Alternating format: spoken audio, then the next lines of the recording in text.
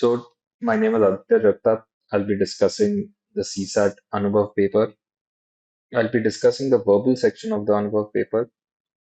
In each of these ANUBHAV test series papers that we've made, we have made sure that we follow the questions that have been asked by UPSC in the past and the kind of passages that UPSC has asked in the past. So the kind of questions that you've seen in this paper are actually quite similar to the actual exam, right? So that being said, what we want to keep in mind while solving the passages in CSAT, passages which are like this, essentially, we're used to these small, dense passages. We want to make sure that all our solving process is always evidence-based. Meaning, as you can see, that I've marked the passage in a specific way, which means I'm taking decisions based on certain specific words in the passage. It's not based on subjective interpretation, as many students feel, but it's based on objective evidence, right? So make sure that you're trying to absorb that process throughout this discussion. How to be evidence based in your approach for RCs or passages in the exam, right? Let's take a look at the first passage. Here, if you notice, I've marked the passage in a way where the main point of the author becomes evident to us. Each passage that you read in the exam, each write up that you read in the exam has one specific main point. The clearer our identification of the main point, the better our accuracy in each of the questions. Right? In this case, if you notice, the author wants to tell us that since ancient times in India, Mother Earth has been considered divine. So this has led to Indian farmers since ancient times. They've followed sustainable holistic agricultural practices because of the influence of India considering Earth as a divine, right? But with changing times and a growing population, extensive use of fertilizers and pesticides has taken place, and modern scientific techniques has led to this use of fertilizers and pesticides. And this use of pesticides, extensive use of pesticides, has caused some negative effects, which are described in the latter half of the passage. So if you notice, I'm only marking those words which indicate the main point of the author. The author is trying to say that because of the existing ideology in India about earth being divine, farmers have adopted sustainable practices. But with changing times, it has changed and it has led to these negative outcomes. The negative outcomes have not been marked because we just need the sentence which marks the negative outcomes. For any specific outcome, we'll come back to the passage and check, right? Let's see the first question here.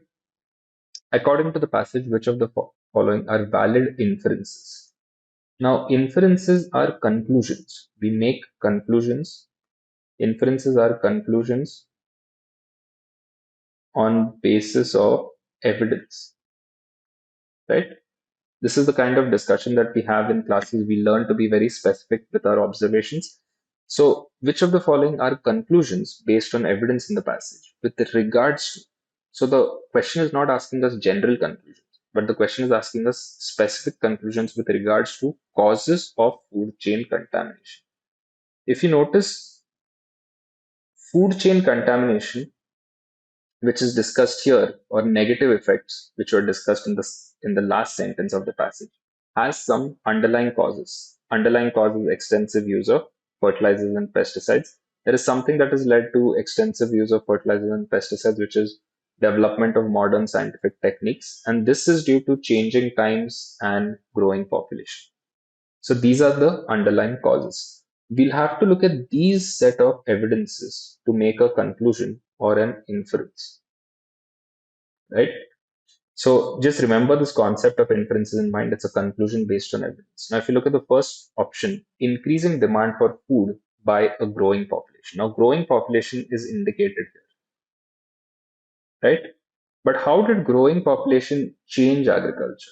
It changed agriculture because there was more demand, right? This is the inference. So we have evidence of growing population. From this, we know there is more demand, right? Which is what option one is trying to say, increasing demand. Now, second statement in the question says health risks to people and cattle.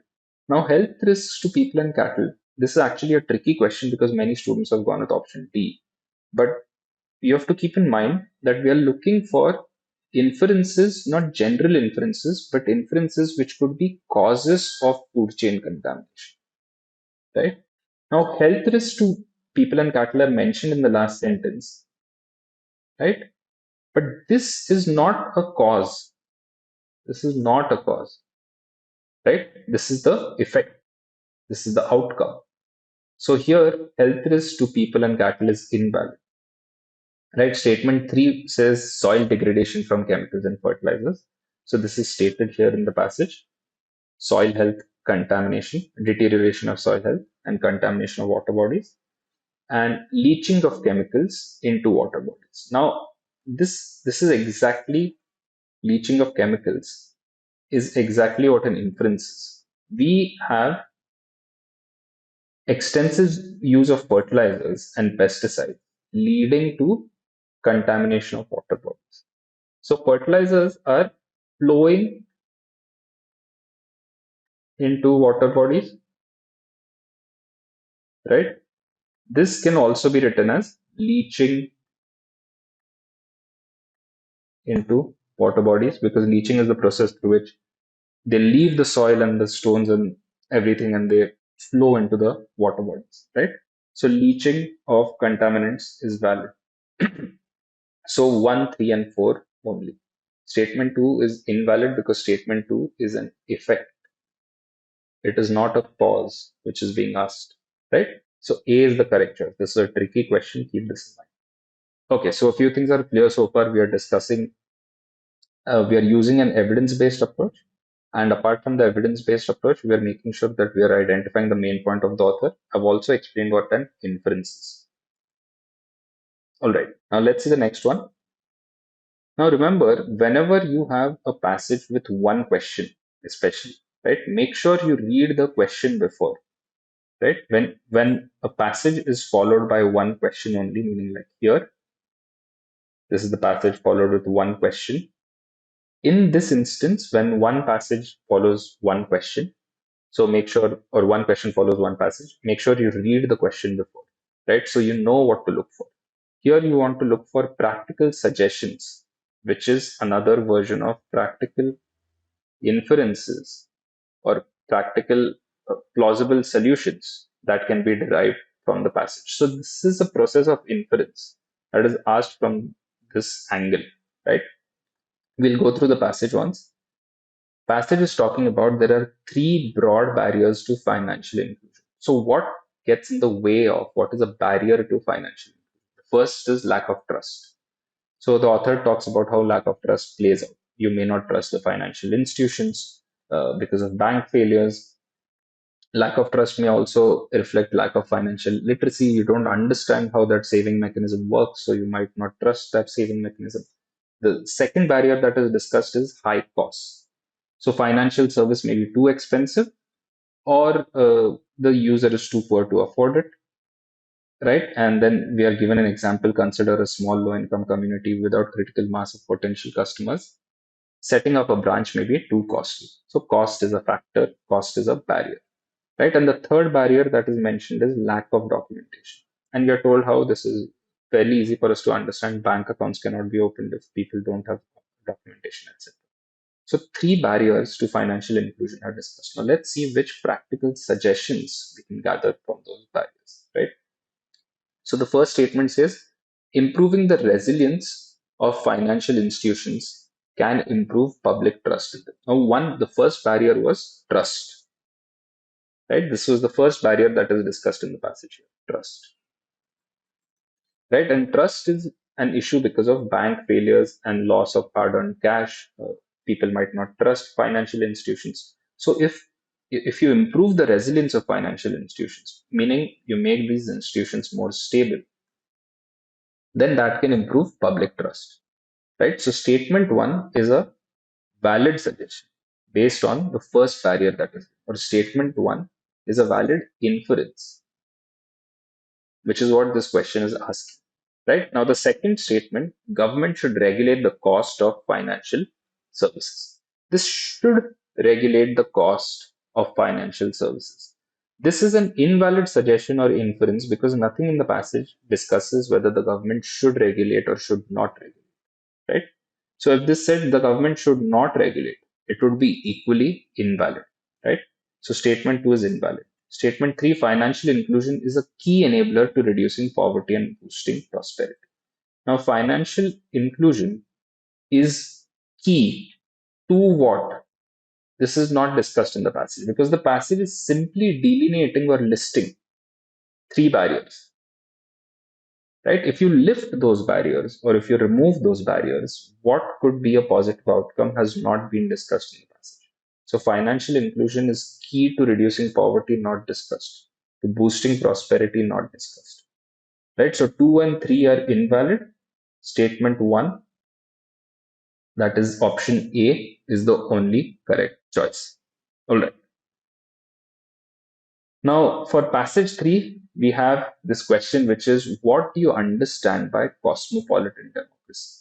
Right? So, we'll see what this is trying to say. The passage is trying to describe cosmopolitan democracy. Institutionally, cosmopolitan democracy stops short of a fully fledged world government. So, it's almost like a world government. This is defined further in the passage. So, a cosmopolitan democracy is essentially trying to entrench and develop political institutions at the regional and global level. Right? So cosmopolitan democracy is basically regional democracy and global democracy. This is easy for us to understand. Right? So how do we set this up? How do we set up cosmopolitan democracy? Right? The author tells us this occurs by replicating national democratic institutions, right? You have to replicate national democratic institutions. Obviously, then replication would be at regional level, global level. This is what is written at transnational and global levels. You need to create a parliamentary assembly, international courts, etc. And these institutions provide a framework to shield human rights. So, what roles these protective institutions would play? And they would be charged with effectively regulating transnational problems. So, regional and global problems would be regulated, right?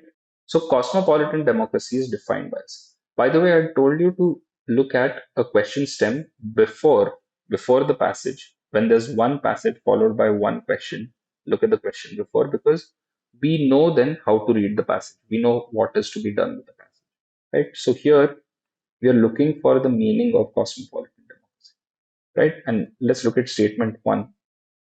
To support To support is very easy. Most students accepted this. Replicate status democratic institutions. This was a little difficult. Many students have selected option B, which does not have statement 1, precisely because of replicate statist institutions. But this has been discussed in the passage, right? Cosmopolitan democracy. How do we, like I discussed, how do we implement this? This occurs by replicating national democratic institutions. So exactly the same phrase is used. Statement 1 is a valid understanding of cosmopolitan democracy. Now, statement 2, promoting the adoption of democracy in every nation. This has not been discussed that democracy should be adopted by every nation. In fact, cosmopolitan democracy is not talking about national democracy, but it's trying to transcend national democracy, right? It's beyond just national democracy. So 2 is invalid. 3, a position of openness and tolerance towards the ideas and values of distinct others. Position of openness, tolerance are not discussed in the passage as a part of cosmopolitan democracy. So 3 is invalid. We're left with statement 4, an identification with the world or with humanity in general that transcends local commitments. So identification with humanity that transcends local commitments. This understanding comes from the second half of the passage. To shield, we build these institutions to shield human rights, and they're charged with effectively regulating transnational problems. So if you're regulating a broad spectrum, you're transcending local commitments, correct? So C, which is 1 and 4 only, is the correct choice. 2 and 3 are not accepted as a part of cosmopolitan democracy. All right. Let's see the next one. Now, in this passage, we are asked best reflects the practical implication of the passage. So the passage has This is the same as which of the following is the message implied by the passage? Which of the following is the message implied by the passage? Now, here we are discussing that most Western countries have undergone demographic changes, right? And the changes are of the nature where older people face medical and functional challenges. Now, these medical and functional challenges are due to diseases, and most of these diseases are caused by civilization, caused by lifestyles, right? Unhealthy lifestyles. The author blames these on. Now, unhealthy lifestyles are described consumption of too much unhealthy food, alcohol, excessive smoking, physical inactivity. So, list of unhealthy lifestyles is described for us. And if you notice, I haven't marked that because for these details, I'll have to revisit the passage anyway. If a question comes from these details, I'll have to revisit the passage anyway. Now, more specifically, inactivity and unhealthy eating habits are associated with weight gain. So, unhealthy eating habits will lead to weight gain. Now, weight gain is a cause for modern diseases such as uh, cardiovascular heart diseases, type 2 diabetes, etc. So, we are discussing causes of modern diseases. Weight gain due to unhealthy activity leads to uh, these modern diseases. All right, let's look at the practical implication made by the passage. Let's look at option D first. Unhealthy food, alcohol, and smoking causes CHD or type 2 diabetes. Now, I started with option D precisely because many students have gone with option D. If you notice, you're looking for the message implied. Uh, the cause of CHD or type 2 diabetes from the last sentence is, I'll just remove this marking. So, overweight and obesity are the major underlying causes. So, being overweight is the cause for CHD and type 2 diabetes, right? So we can't say unhealthy food, alcohol, and smoking causes CHD. Option D for it to be correct. Many students have gone with option D. Option D for it to be correct should have the words unhealthy food, alcohol, and smoking causes weight gain, which can cause CHD or type 2 diabetes. Right? But these words are missing. So if these words are missing, the cause becomes alcohol and smoking, and this is incorrect based on the passage. Right? So option D is invalid. It has some words which I've written here. These words are missing. Right. Now, option C, due to physical inactivity, any kind of non-communicable diseases can develop at any age of life. This is invalid, right? Not an implication, and this is talking about all kinds of diseases. By saying any kind of disease, it's talking about all kinds of diseases, invalid. Now, B says Indians should learn from Western countries. This is nowhere an implication made in the passage about the importance of physical activity. So B is invalid. A is the only possible choice. Prevention of NCDs can be done through physical activity and making healthy food choices. What is the cause of these diseases according to the passage? Unhealthy, unhealthy choices and lack of physical activity. So prevention can be done by pursuing healthy practices. Option A is the clear choice, right? Most students have gone between option A and D. Just make sure you know why D is incorrect. It has several words missing between this, right? All right, let's see the next one. Now, for this passage, question 12, we're looking for assumptions first, right? We'll see if there are other questions. All right, so we're looking for assumptions for question 12. Let's look at the passage. The author is talking about we are now in the middle of a long process of transition in the nature of the image which man has of himself and his environment. Let me explain this passage a little bit. So, here we are in the process of changing, transition of the image which we have of ourselves, right? Man has of himself and his environment. So, we are changing this image of ourselves, or we are taking a relook at our own image. Initially, primitive men earlier you imagine themselves to be living on virtually illimitable plane. Basically, for them, for primitive men, the world was unlimited. They could use water resource how they felt like. And there was always some place else to go to when things got too difficult. This is how primitive men saw themselves, right? Now, gradually, this image has transitioned or changed, right? How has this image gradually changed? Gradually, however, man has been accustoming himself to that man has nowhere to go if things get difficult, right? So now our image of ourselves is changing that we have nowhere to go if things get difficult. We are limited to this plan. So from this illimitable, we went to a limited outlook of our environment and surroundings. All right, let's look at the assumptions. Now, an assumption has to be necessary, a valid assumption. A valid assumption is necessary for passage to exist,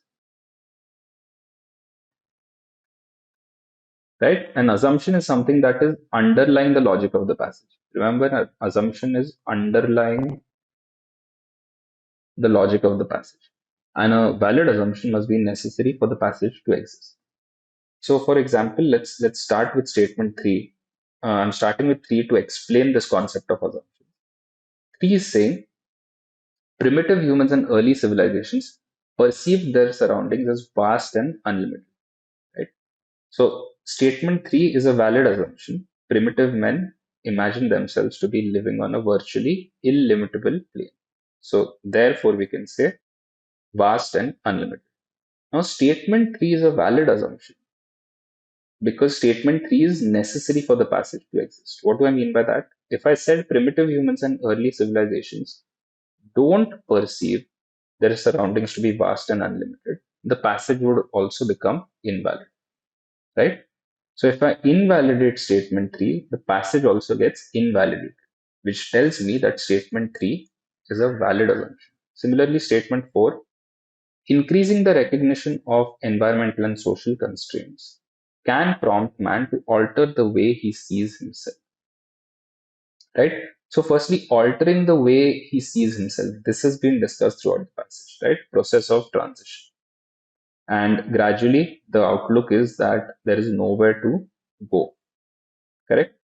And this is because it's a closed sphere, it's a limited sphere of human activity. So, increasing recognition of closed sphere, let's say, which is social constraints, closed sphere, can prompt man to alter the way he sees himself. So, statement four is a valid assumption. Again, the way to check this would be if I said cannot prompt man, the passage would get invalidated. So, I know if I invalidate option four, the passage will get invalidated. That means three and four are valid assumptions. Now, let's look at one and two.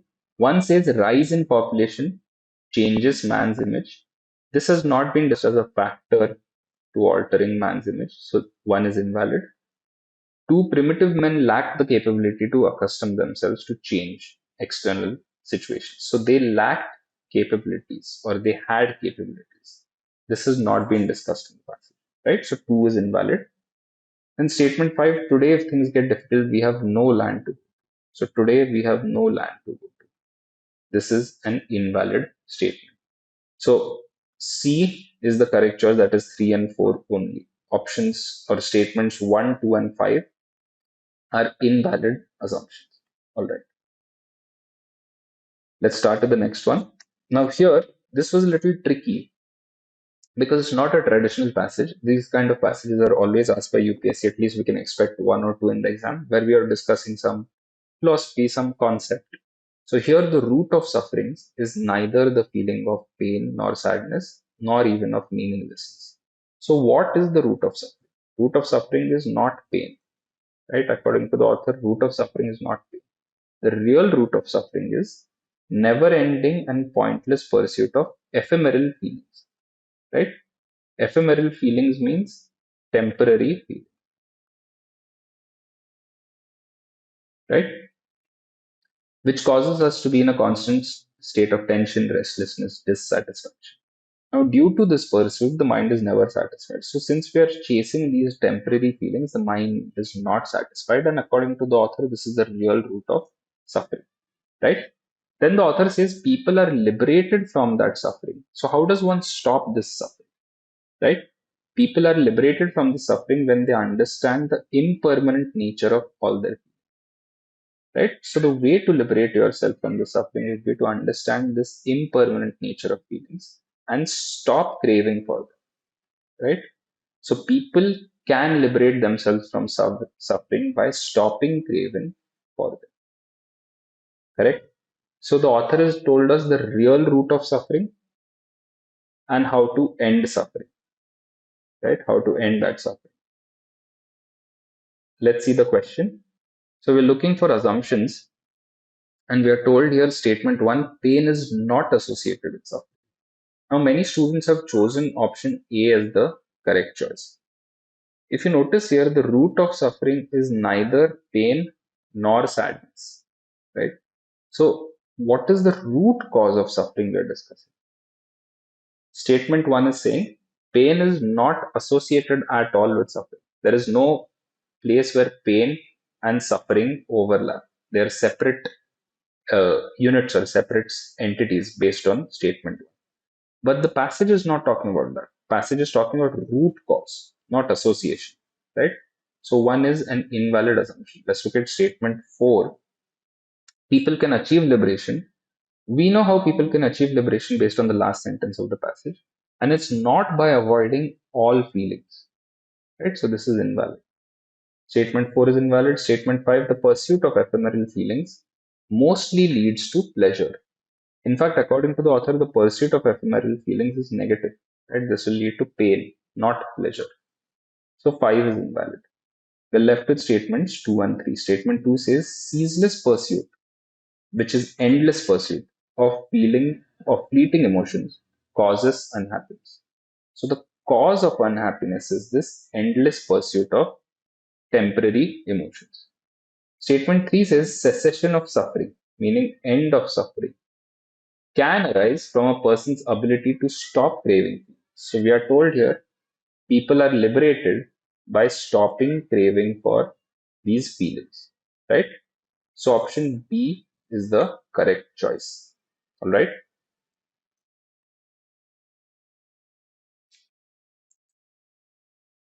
All right. Let's see the next one.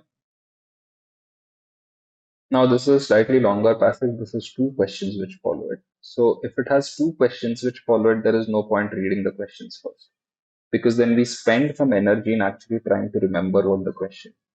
There's no point doing that, right? So we'll go to the passage first instead.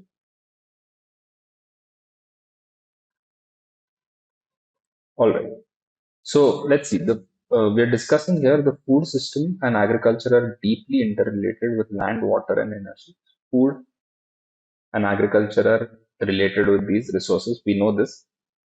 Agriculture in India now is an energy intensive sector and a major user of ground and surface water. So we are told how agriculture is energy intensive. We are told why. Direct use is of fossil fuels used to operate automobiles, machinery for preparing fields. So what all it's used for, right?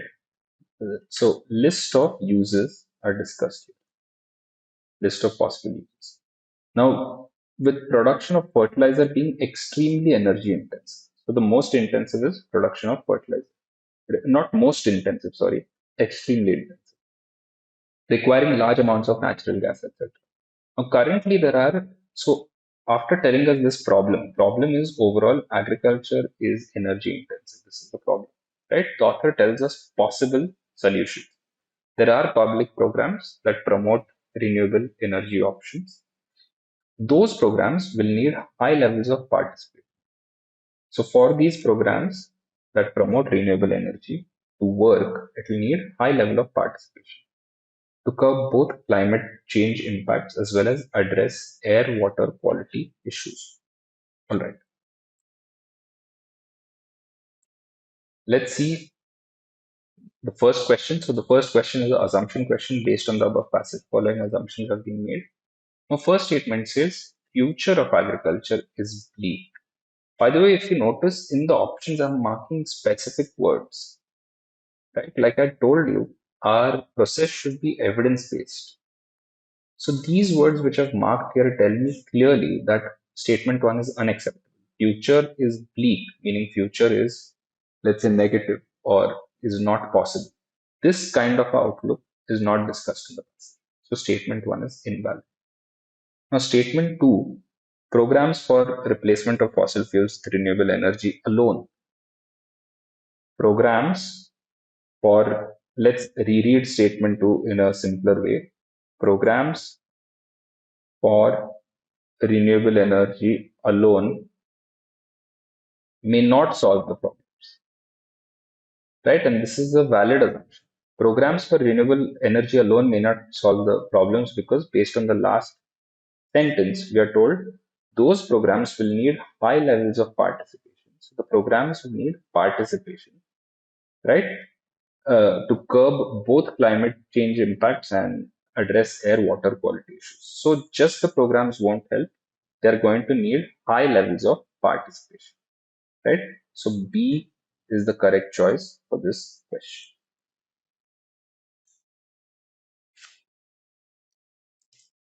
All right, let's see the next question. So this is the second question from this passage. This is a fact-based question.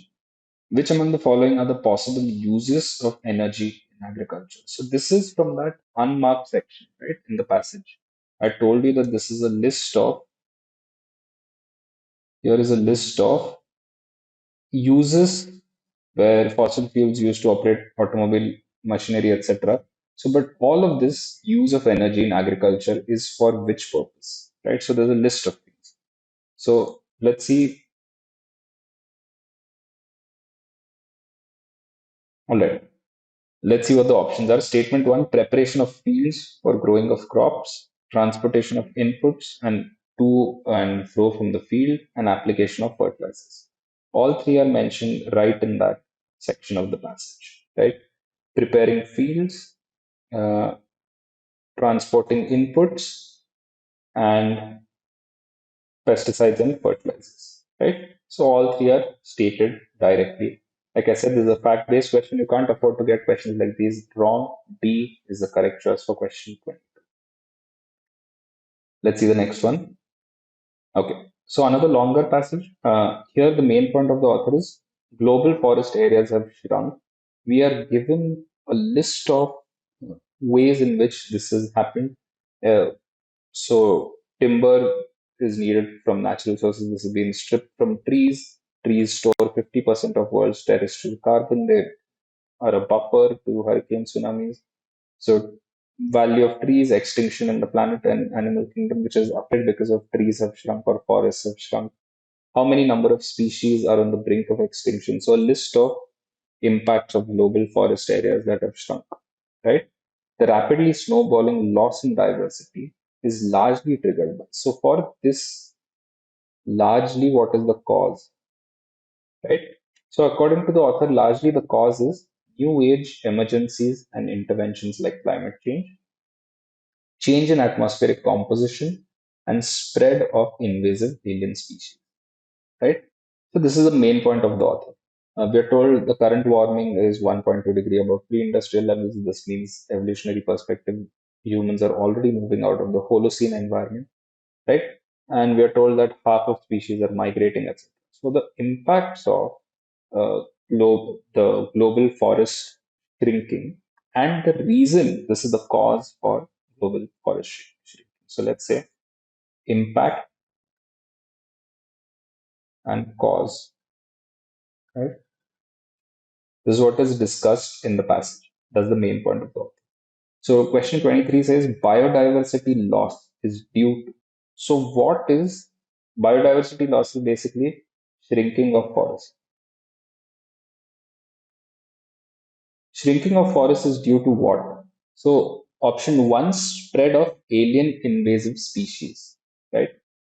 Option two says global warming and climate change. And option three says deforestation. These are again directly stated in this line, right? Is triggered by climate change in atmospheric composition, and spread of invasive species. The spread of invasive species, global warming and climate change, and deforestation, all discussed in the passage. D is the correct choice for question 20. Really easy question. Let's look at the next one. Now, here we are discussing that climate crisis is not a phenomenon of the future. It's affecting people in the present. This is no longer a future problem. Countries in the global south are particularly hard hit. So we know that global south refers to below the equator. So countries below the equator in the global south are particularly hard hit, or developing countries. Drastic reduction of carbon emissions is only one pillar. This is an important sentence. So reduction of carbon emission is only one part of the solution, right? This is a problem. Climate crisis is today's problem, right? It's not the future problem, it's today's problem. And one solution is drastic reduction of carbon emissions, which means that there are other possible solutions. Many of its consequences can no longer be stopped. Now, the next sentence is saying that many consequences of climate change, many can no longer be stopped, right? There's an urgent need for adaptation. So, for this problem, for this problem of climate crisis, one solution is reduction of carbon emissions. The other solution is urgent need for adaptation measures. And the reason why there's an urgent need is so that people can cope with the effects of climate change. People have the time to cope with effects of climate change. So for this reason, rich nations were committed to provide $100 billion to help developing nations, but this has not been kept. Right? So a promise that was made has not been kept to deliver $100 billion. All right, this is the passage, basically a problem and solutions. Solution one and solution two for that problem are discussed in the passage. Okay, let's look at the questions. So question 31 from the passage is asking us about assumptions. Let's look at the first statement. Through proper adaptation mechanisms and funding, climate change can be arrested. Climate change can be stopped. Right? Now, this statement one and statement three come from one sentence in the passage, which is many of its consequences can no longer be stopped. Right? So, climate change and many of its consequences can no longer be stopped. So, can be stopped here is invalid. Right? Statement one is an invalid assumption. Statement three says climate change cannot be mitigated. We are told many of its consequences can no longer be stopped. So many means some can be stopped, some can be mitigated. In fact, if you notice, urgent need for adaptation so that people can cope, this is basically mitigation, right? So mitigation is possible for some of its consequences. For some consequences, mitigation is possible. So statement 3 says climate change cannot be mitigated. So statement 3 is invalid. 1 and 3 are invalid. We are left with 2. Low income countries are disproportionately affected. So we are told countries in the global south are particularly hard hit, and low income countries are particularly hard, right? So this tells us low income countries are disproportionately affected. Option C, which is saying 2 only, is the correct choice. All right, let's see the next one. What is the crucial message conveyed by the above passage? Crucial message is basically main point. What is the main point of that? In the 2023 paper, we got many main point questions. We got somewhere close to 17, 18 main point questions. This is unusual. Usually UPSC lasts somewhere close to 3 or 4 main point questions. In any case, we have learned how to identify the main point in our classes, and we have also seen how to do it in this test so far. So we'll go through the options. Option A says controlling carbon emissions should be the prime focus. So against climate change. This is should be the prime focus. This is not the main point. The reason why we know precisely this is not the main point is we are told controlling carbon emissions, or if we look at it in this slide, drastic reduction of carbon emissions is only one pillar, right? The other pillar is urgent need for adaptation. So only one pillar tells us that should be prime focus is invalid, right? B, climate change impacts are largely the responsibility of high income countries due to not meeting promise. So these impacts are largely responsibility of high income countries due to not meeting promise of funding. So impact is not due to not meeting funding, right? Impact of climate change is not due to lack of funding, although it may be aggravated because of lack of funding, but it's not due to lack of funding, right? So B is invalid. Let's look at option C, the $100 billion commitment from rich nations to support low income countries must be fully honored without any discrepancies or delays, right? Not stated in the passage, must be fully honored without. We are told that the promise has not been met but must be fully honored without any discrepancies is not the crucial message. See, the crucial message must contain the problem, right, and the solution, which is drastic reduction in carbon emissions is one solution, and the other solution is urgent need for adaptation measures. So the problem and these solutions, solution one and solution two, should be mentioned ideally in the main point or the crucial message of the author, right? So let's look at option D. Since consequences of climate change are already underway, so since its impacts are already taking place, there is an urgent need for adaptation measures. Solution 2 is mentioned so that people can have a chance to cope with them. So one part of the problem is definitely discussed, right? Consequences of climate change is the problem. And one part of the solution is discussed in option D. Option D is the crucial message of the author, right? Option D is the best possible choice. All right, let's see this passage. Now, India is a large market for all kinds of new technology. So this is a benefit, right? This is a huge opportunity. But the domestic industry has not yet achieved these benefits or not yet gotten the fruits of these benefits. For instance, the country is operating far below its potential in electronic manufacturing. So India is a large market for all kinds of goods.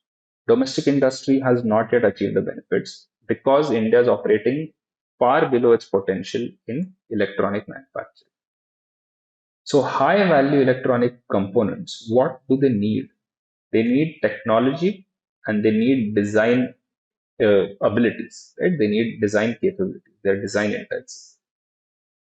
Then we're told multinational companies control these technologies. MNCs control these technologies. So what is a possible solution? Possible solution is China has used its large market, just like India has a large market. China has used its large market as a bargaining chip. So China is telling these large companies, if you want access to the market, it's telling these MNCs, right? These MNCs. And if you want access to our large market, you have to follow our rules, right? Which are localized production, share technology, etc. So the author of this passage is trying to imply that India can try using its market size as a bargaining chip, just like China has done, right? If India is using its market as a bargaining chip, it too can make sure that these MNCs help in technology and design processes, right? Let's look at the passage. Let's look at the question. We are looking for assumptions. Statement one says Indians have a high rate of consumption of electronics, right? We are told India, which will soon have twice the number of internet users, is a large market for all kinds of new technology, right? Large market for all kinds. So large market for all kinds, and especially we are discussing electronic manufacturing, which tells us India is a large market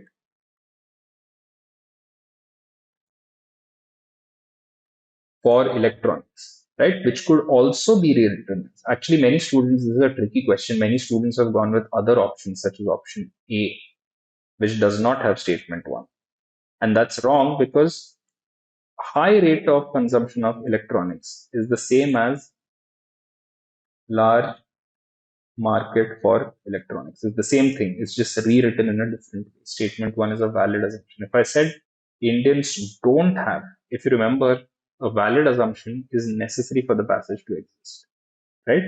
So if I said Indians don't have a high rate of consumption of electronics, passage also would have gotten negated. So this tells me if I negate one, passage gets negated. Therefore, statement one is a valid assumption.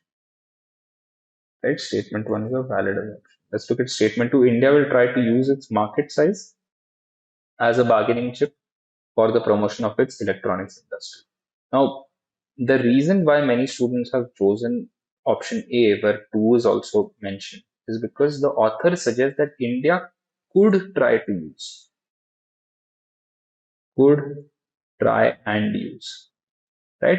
If option 2 was written as India could try and use its market size as bargaining, this would be right because this is what the author is implying, right? This is what the author is trying to suggest. Will try means that India will definitely follow the author's advice. This is invalid, right? So statement 2 is invalid for the usage of the word will. Make sure that you know this for just one specific word, statement 2 is unacceptable. If it was could try, statement 2 would be acceptable. Statement 3, India's large market for new technologies primarily due to population size. So large market is due to population. This is not discussed in the passage. Population size cause for large market not discussed in the passage. So 3 is invalid. 4, access to a large market can affect a foreign firm's decision. If we remember the China example, China has a large market. China is using this as a bargaining chip. So the MNCs are being affected by China's large market or access to its large market, right? So access to a large market can affect a foreign firm's decision is valid regarding localization of production and technology share. So based on the last sentence of the passage 4 is valid. C is the correct choice for question 33. All right, a little tricky, especially because statement 1 and statement 2. This is invalid, statement 1 is valid. All right, C is the correct choice, 1 and 4 only for question 33. Let's the next one. Which one of the following statements best reflects the crux of the passage? Best reflects the crux of the passage is looking for the main point of the author, right? So statement A, Union government should trade with USA not only in products but also services. Should trade services not mentioned in the passage A is invalid. B says domestic companies should invest in human resources. No mention of human resources. Should invest in human resources not discussed in the passage. Statement B is invalid. Statement D says big MNCs should shift their manufacturing base. Again, should shift their manufacturing base from China. D is also invalid, not discussed in the passage. None of these cover the main point of the author. Main point of the author क्या था कि अगर India को if India wants to optimize its large market, India can try and use its large market as a bargaining chip. India can try and improve its potential in electronic manufacturing using that idea. All right, let's look at option C. Despite its large market user base, correct, India is not able to scale electronic production, correct, due to technological limitations. So this is the problem described in the passage. Now the possible solution was the China method. Now this is not mentioned in any of the options, right? Option A, B, and D. So option A, B, and D are definitely invalid. Option C is the best possible choice. It could have been improved if we gave the China example also in the option, but it's not mentioned, right? So option C is the only possible choice, the best possible choice. All right. Now let's look at this passage here. This is a passage for question 35. We are looking for the main point of the author. Hyperconsumption is a curse of our modern times. So the author is discussing hyperconsumption in a negative way, right? Because of the monumental amount of waste we produce, etc. This waste is disposed of in landfills, right? Through waste to energy incinerator. But like a part of this ends up in the oceans, right? That which does not get used in incinerators goes to the oceans. This chokes the marine life. In India, nearly 60% of the household waste is wet organic waste. So wet organic waste has low calorific value. So waste to energy incinerators are inefficient for nearly 60% of household waste in India. So according to the author, hyperconsumption is a curse It's a curse because of the waste we produce because of that. This waste has no real solution according to me. So the problem is the waste due to hyperconsumption. So this is the problem. And the reason is no real solution works. This incinerator solution does not work because some waste is still sent to the oceans. And India's 60% of household waste is organic waste. This wet organic waste is not efficient as waste to energy incinerator. All right. Now we're looking for the main point, like I've said. Let's start from option D to promote increased consumption of organic and recycled goods as a solution to environmental issues.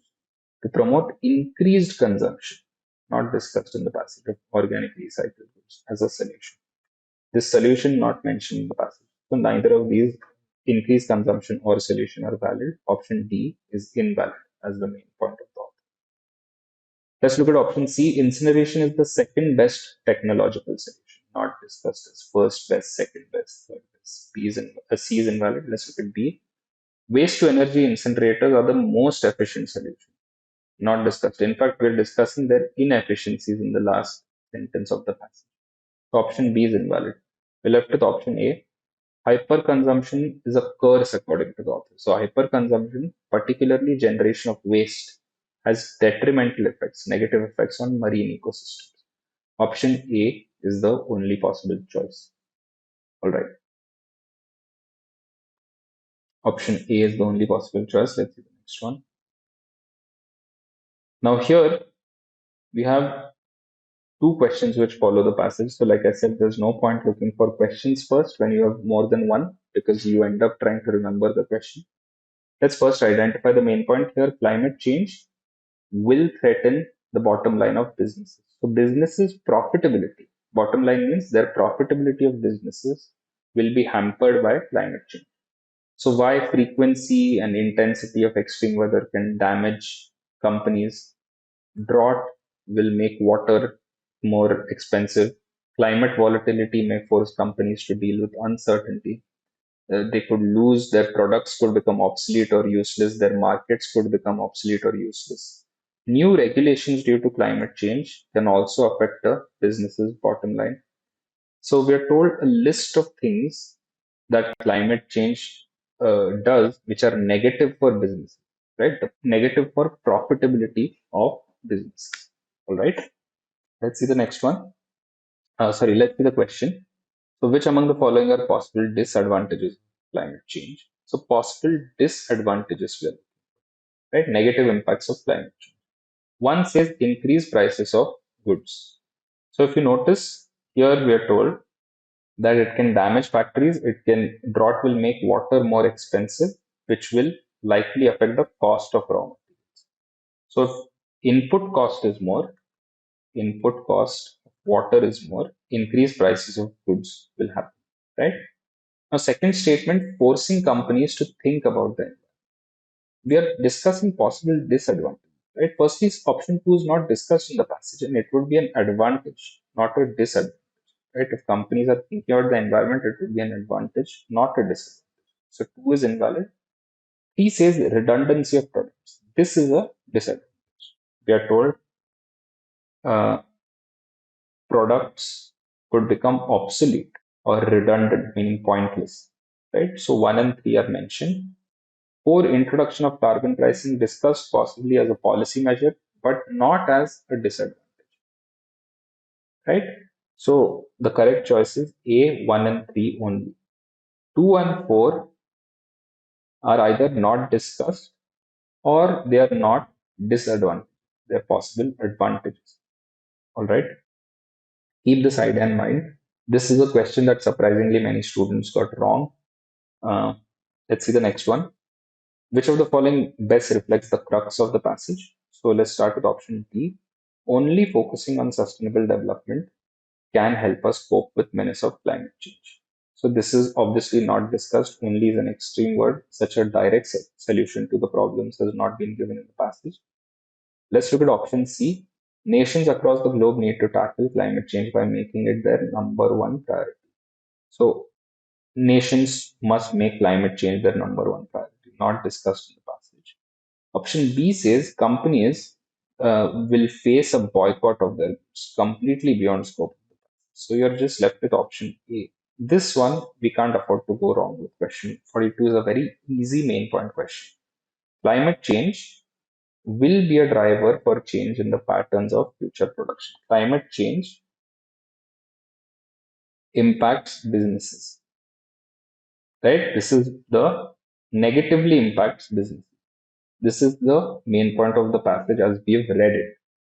Now, the examiner has given options B, C, and D, which are completely useless. We can't use them. Option A says instead of telling us climate change will negatively impact businesses, option A is sort of rewritten as the mirror image of that idea that climate change will negatively impact businesses. Option A is saying climate change will be a driver for change in the patterns of future production, or climate change will be a driver for change in the patterns of businesses, right? Which is a valid statement. So option A is closest to the crux of the passage, closest to the main point of the passage. All right.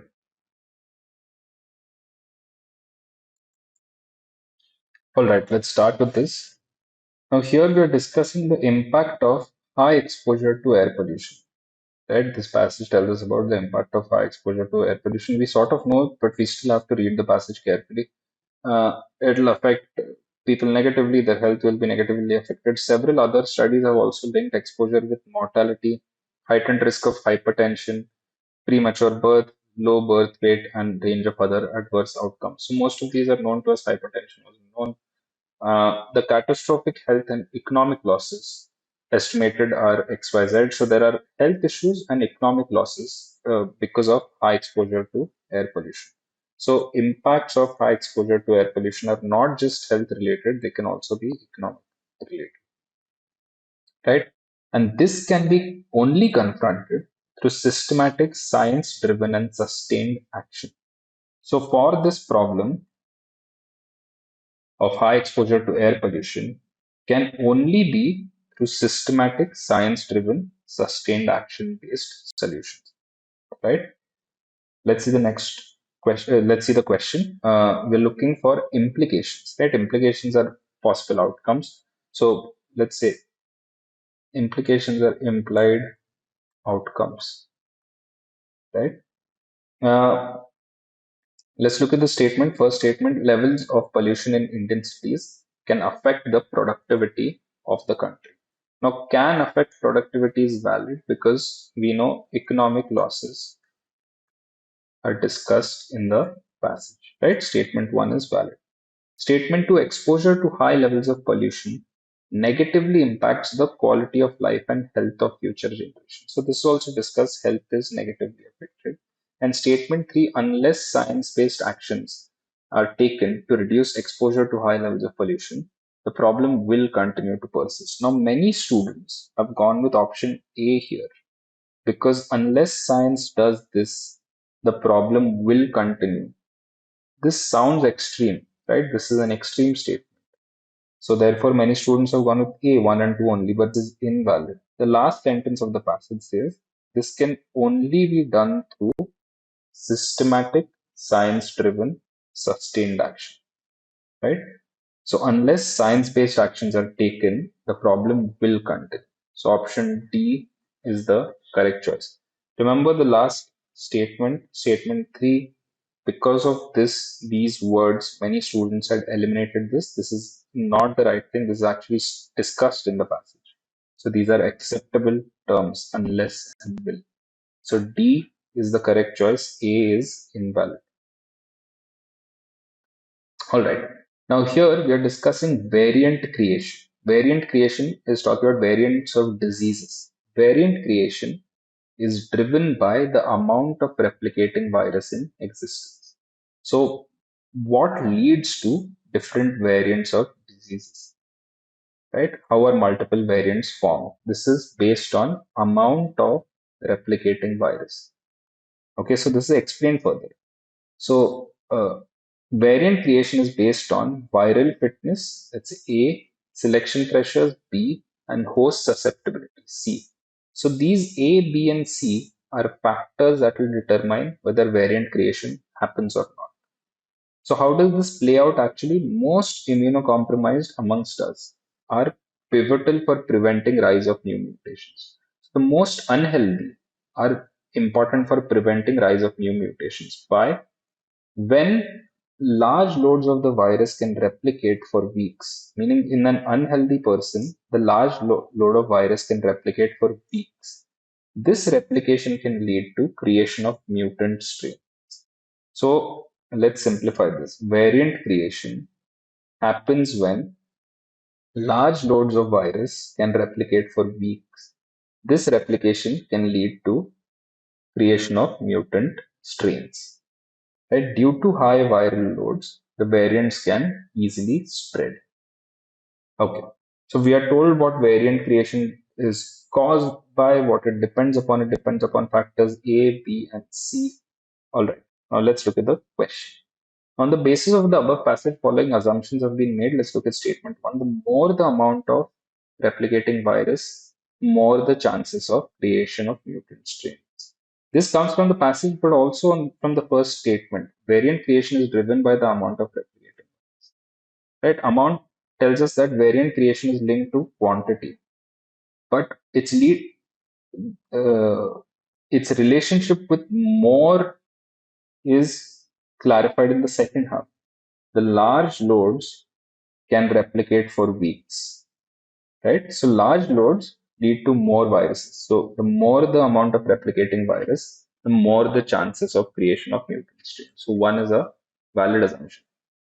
Two, mutant strains become more resilient due to selection pressures and viral fitness alone. So we are told three factors, right? These variant creation or mutant strains are based on viral fitness, selection pressures, and host susceptibility, not just A and B alone, right? So statement two is an invalid assumption for using the word one, that is A is the correct choice. Those of you who've gone with C, make sure that you realize why we can't use this phrase. Like I mentioned here, these three factors are discussed, not two. All right. Let's see question 52. We are looking for the main point of that passage. Uh, so option A says those who are severely immunosuppressed, meaning those who are unhealthy and are not treated, leads to the virus replicating for weeks or even months. So this is, we need to preface any option by suggesting that we are discussing variant creation, right? Or in other words, more strains of virus, correct? So, just a minute. Yes. So there is no mention of variant creation here. Those who are severely immunosuppressed leads to virus replication. But nothing is telling us what leads to more variants. A is invalid. A is also telling us just immunosuppressed leads to virus replication, right? That's not the main message of the passage. The main message of the passage is to reduce variant creation. We need to protect or we need to reduce virus replication, which means we need to protect immunocompromised people, right? So option A is invalid. We can say critical message not mentioned or factual inaccuracy in option A. Many students are confused between A and B. Let's eliminate B and C quickly. D says patients who stop their treatments are at higher risk. This is nowhere mentioned in the passage. D is invalid. And C says reduction in the spread of disease is dependent on focusing on A, B, and C. Now, reduction in spread of diseases is dependent on A, B, and C is not the main message of the author. The main message is how can we, what causes variant creation and how can we reduce that? Right, so option B is the best message, best or closest to the message of the author, best possible choice. Protecting the most immunocompromised through enhanced isolation precaution is crucial for preventing the rise of new mutations. So new mutations is variant creation or more strains. Like I said, this passage or To discuss the main point of this passage, variant creation should be used as a preface to discuss anything mentioned in the passage. Correct? That's what option B does. Option A does not do that. Option B is the correct choice. Option B is telling us how we can reduce the odds of more mutations, right? By protecting immunocompromised. B is the correct choice for this. Question 52. Let's see the next one. Now, India faces a challenging future in energy and climate policy. The problems are multiple. So, what is this challenging future in energy and climate policy? What are the multiple problems? So, list of problems: fossil fuel production is reducing, access to electricity is less, etc., etc., etc. So, a host of problems are discussed here, right?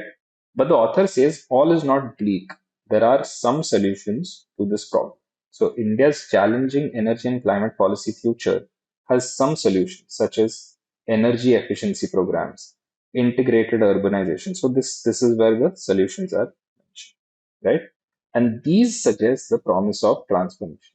So though India faces a challenging future in energy and climate policy, there is the possibility of the promise of transformation, right? So the author is telling us of a host of problems and the possible solutions. All right. Now, what is the main point, main message of the author? Let's start with D. India's energy decision making process is straightforward, supply oriented, and ignores demand side. This is nowhere mentioned in the passage, completely beyond scope. And straightforward is invalid because the author calls it this situation as challenging and not straightforward, right? So, straightforward is invalid. C says India's energy and climate actions are not compatible. This is completely invalid with its broader social, economic, and environmental goals. B says India's energy and climate policy is heavily tuned to sustainable development goals, nowhere discussed in the passage. So we are left with option A. India's energy decision making process is ever more complex, it's challenging and interconnected. Interconnected because we are told like these host of problems can be resolved by integrated urbanization transport policy, enhancing energy access. So the solution is integrated, right? So A is the correct choice for question 53. All right. Let's look at this. The rapid growth of technology often outpaces the ability of governments to understand implications of new technology. So, since technology grows at a rapid rate, this puts a challenge to governments to understand the implications of new technologies. So, the author says developments in diverse areas of technology require governments to develop appropriate regulatory responses. So, agar technology is growing rapidly, government should also develop appropriate regulatory responses. Government should also follow this. Now, this has to be coordinated not just at a national level, also global level.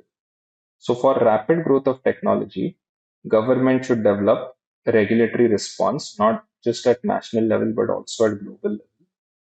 But for this, the government has to keep pace with technology. अगर government को regulate करना है, तो government should maintain the pace with technological development. So this requires an adequate understanding of technology developments and their implications, right? So people in government who are designing these regulations or systems need an adequate understanding of technology. All right. So we know for the rapid growth of technology, government should do what? Government should understand these implications by developing adequate understanding, right? This will help them develop a proper response. All right. Now let's look at the question 61 with reference to the above passage. Which of the following are true? So straight away a fact-based question. Which of the following are true? Let's look at statement one. Regulatory infrastructure always lags behind technological development. It always lags behind technological development, not discussed in the passage. This is invalid. Now, statement three, which has led many people to go with option B, is saying framers of global regulations require expertise. Right? This is invalid. We are looking for facts. Which of these are true? So, framers of global regulations in technology require an adequate understanding of technology. Now, adequate understanding is not the same as expertise, right? Expertise is not the same as adequate. This is not the same as adequate understanding or adequate in this case. So 3 is invalid. Those of you who've gone with option B, make a note of this. Required expertise is not the same as adequate. So the correct choice is C, which is 2 only. Statement 2 tells us knowledge of new technologies is essential for effective global policy coordination. So we are told an adequate understanding, which is knowledge of technology, is essential, is critical, right? So is essential, which is critical. Statement 2 is valid. So C is the correct choice here. All right. Now let's see this question, this passage. Our urban bodies cannot possibly ensure sustainable delivery of water unless financing mechanisms are there. So for urban bodies to ensure sustainable delivery of water, financing is required. This is a heavy investment, right? According to the author, this is a heavy investment. We are told at the end by the author, if our cities were rich enough to meet the entire cost of sustainable delivery of water, water could be delivered free. They are not, meaning cities don't have enough funds to deliver water free. Right? Our urban bodies need financing. Our urban bodies need investment. So fairly easy passage for us to read. Let's look at the question. We are looking for crucial message. Let's start with option D. In view of the water crisis in our cities, there is an urgent need to limit the population. This is not discussed as a solution. D is invalid. Let's look at option C. Water shortage in our cities is a perennial problem that cannot be solved. Cannot be solved, matlab passage only is invalid. Passage is giving us a solution. Solution is funding, right? So C is invalid by saying cannot be solved. B says urban local bodies are not efficient. Efficiency is not a concern in the passage, right? Funding is the concern. So B is invalid. We are left with A. Urban local bodies must recover costs through user charges. Now I want all of you to remember question 62, right? In many questions in the exam, we are forced to select an option, right? Forced comes from none of the other options B, C, D work. Now the problem with option A is urban local bodies must have funds, right, to deliver water. This would be perfect. This would be the crucial message. We won't have any problem with this. If urban local bodies must have funds to deliver water was stated, we won't have any problems. Now, obviously, that's not given to us. Instead, option A says urban local bodies must recover costs through user charges. Now, if you notice, nowhere in options B, C, D is funding discussed, right? Unless funding or financing investment cost, right, rich enough. So the entire passage is saying funding is the crucial problem. No mention of funding in B, C, and D. So crucial message cannot be in B, C, and D. We are forced to go with option A. Remember this because some questions can only be solved after we've gone through each option and then determine whether something is acceptable. Now here, recover costs through user charges. This is not discussed in the passage. How do we know that we have to accept this? We know we have to accept this only after eliminating B, C, and D. Only after knowing that crucial message is not included in B, C, and D. All right, option A is the correct choice here. Let's look at question 63 with reference to the above passage. Following assumptions have been made. Let's look at option 1. Rich cities only can ensure sustainable delivery of water. This is not true in the passage. Right? Funding is essential. Doesn't mean rich cities can only ensure. Let's say, uh,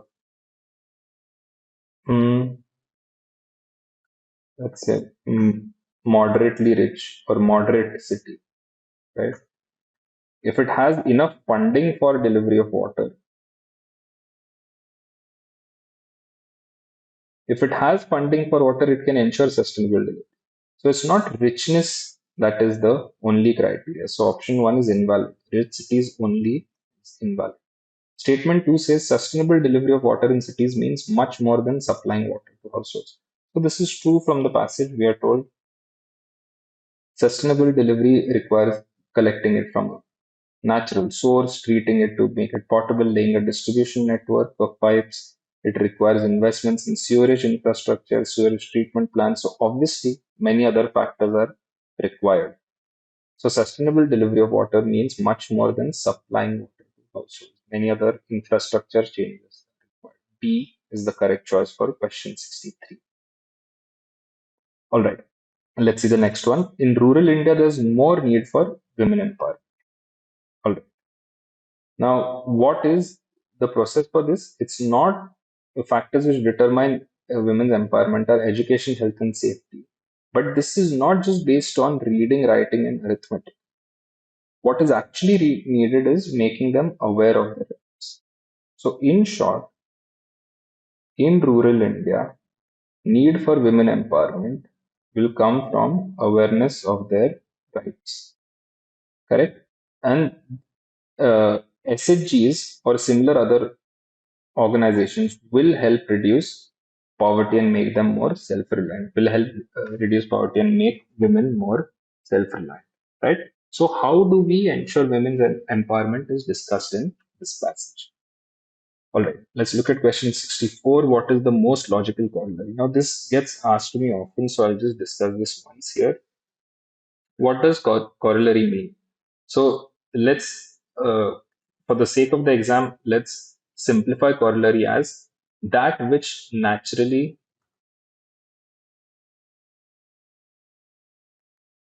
follows the logic of the passage. Right?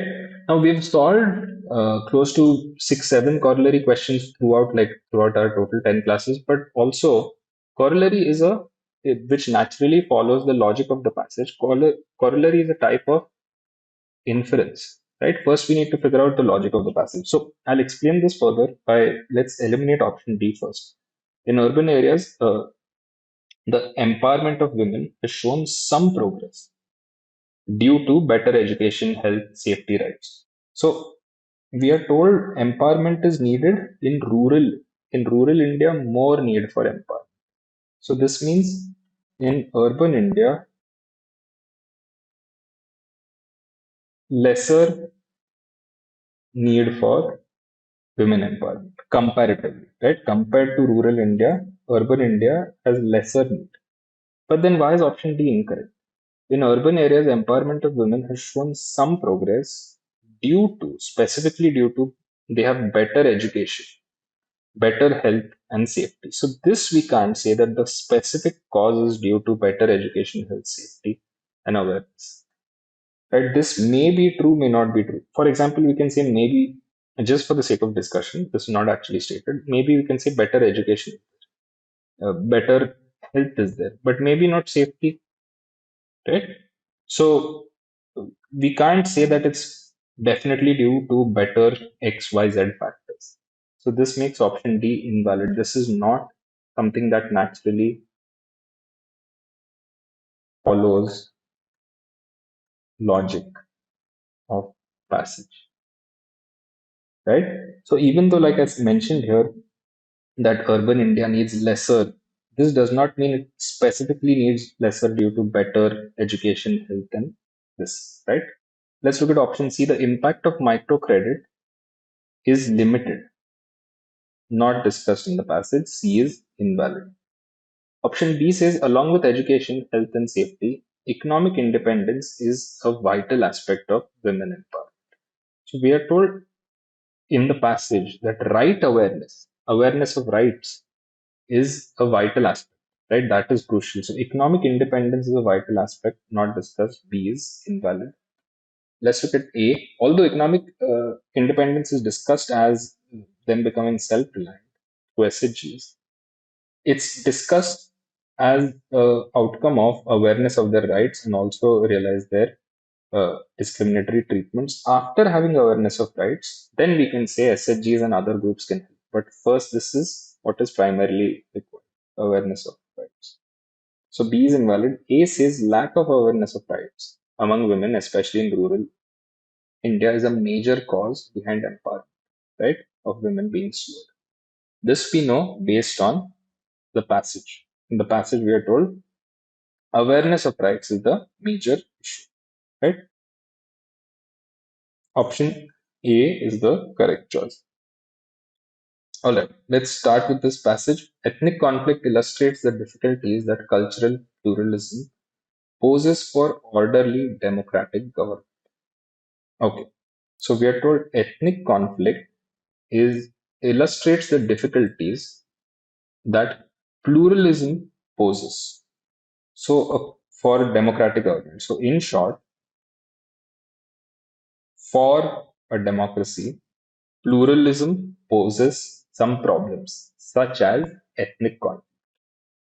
Now, the author says this is instability is not limited to developing countries, right? Instability is not limited to developing countries. Ethnic politics is indeed not a unique product of the so-called underdeveloped, right? And this is what the passage talks about. Key pluralism can cause ethnic conflict, which can be a challenge for democratic government, and this is a problem that is world. This is not restricted to one type of nation.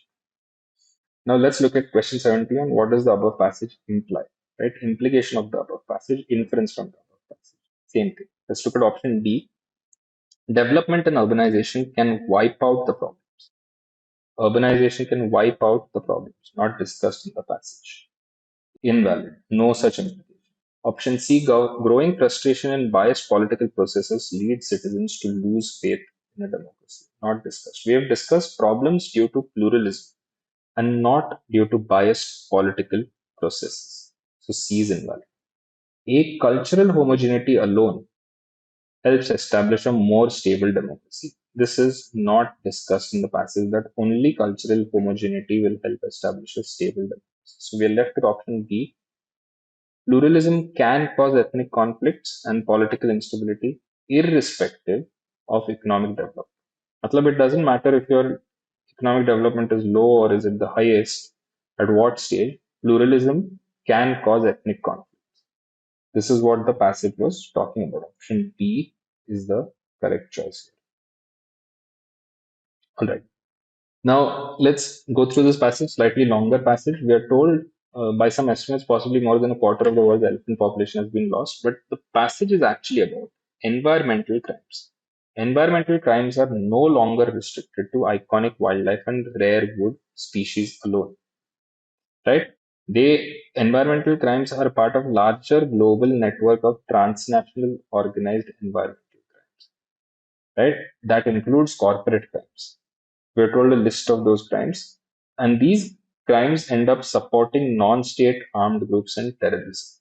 So, according to the author, environmental crimes here, right, affect a larger global network of transnational uh, factors, right?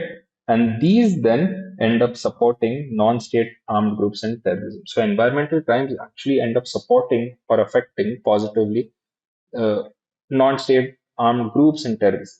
Now, environmental crime is not universally agreed. That term is not universally agreed, but it's a collective term to describe illegal activities that affect the environment. All right. So we're discussing environmental crimes in the passage. Let's look at the question. What is the critical message of this passage? So let's start with option D. Efforts to curb have become particularly important in response to threats against climate peace and security. So efforts to curb have become important is not the main point. The main point is what are environmental crimes, which is actually not defined, and what impacts do environmental crimes have on the nation or the globe as a whole, right? So let's look at option B. The root causes of increasing environmental crimes vary. Right? Root causes not discussed. Various root causes not discussed. And appropriate responses need collaboration and funding. These factors not discussed. So B is an invalid message. Option A says Environmental crimes are not restricted to iconic wildlife, so a better working definition is needed. This may be an implication, maybe it's not really an implication, distant implication, but this is not the main message of the author, that a better definition of environmental crimes. So A is invalid. We are left with C. Environmental crime is increasing and endangering not only wildlife but also national security because it affects, like we told, non-state armed groups and terrorism are increased or they use environmental crimes. So option C is the clear choice. Okay, let's see question 73. On the basis of the above passage, following assumptions have been made. Let's look at statement 1. The impact of environmental crimes is aggravated through their threats against peace and security. So, impact of environmental crimes such as loss of elephant species, etc., is aggravated because threat against peace and security. So, we are told here supporting non-state armed groups and terrorism. So, threat against peace and security is stated in the passage.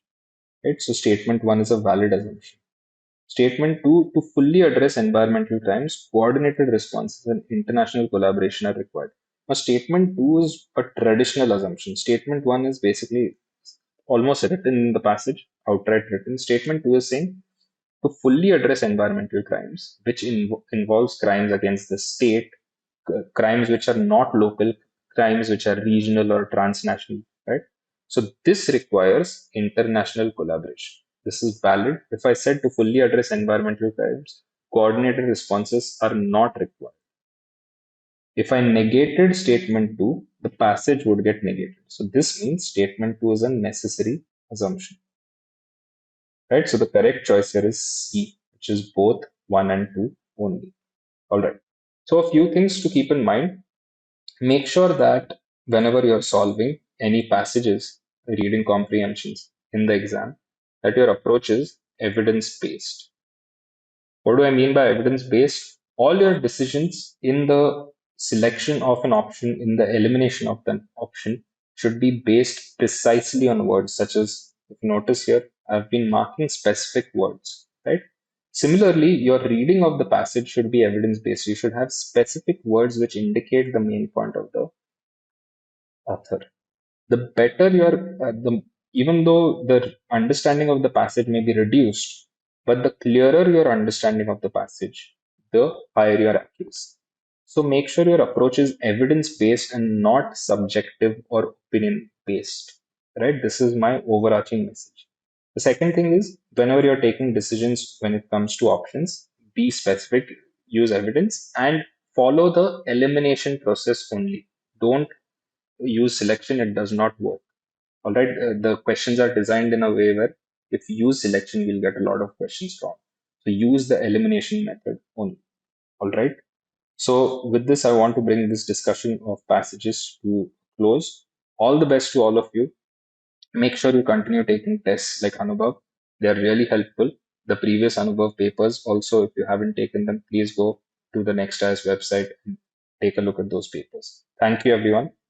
All the best.